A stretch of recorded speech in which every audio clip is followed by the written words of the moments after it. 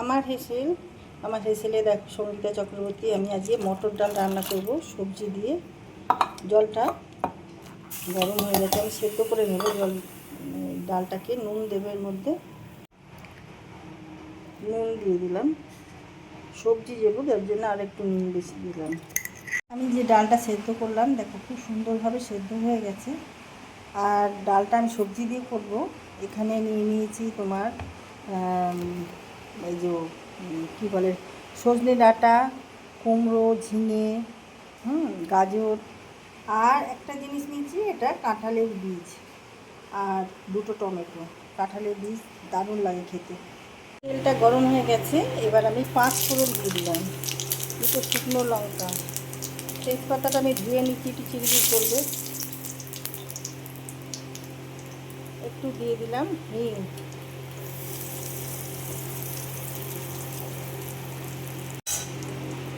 আর এখানে একটা পেঁয়াজ দিয়ে দিলাম।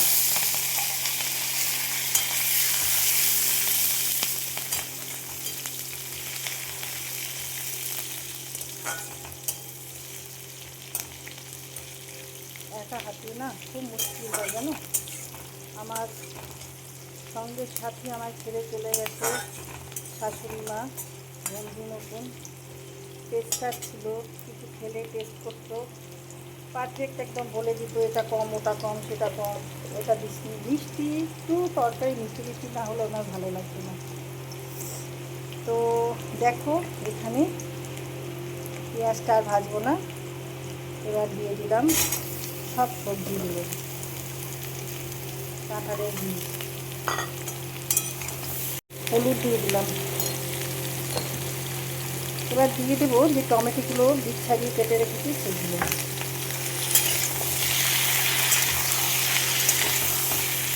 মশলা দিচ্ছি 1 চামচ জিরে গুঁড়ো,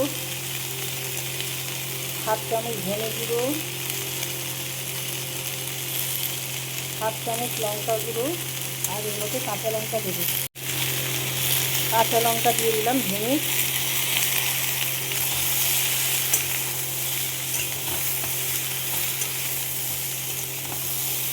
দেখো এই দুধটা কাটা রেখে একটু মিষ্টি দিয়ে দিলাম,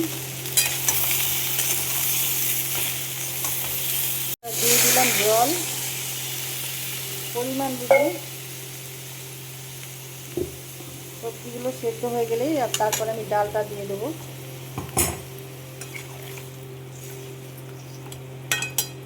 দেখো 80% ডালটা সেদ্ধ হয়ে গেছে, এই সবজিগুলো সেদ্ধ হয়েছে, এবার আমি ডালটা দিয়ে দিলাম।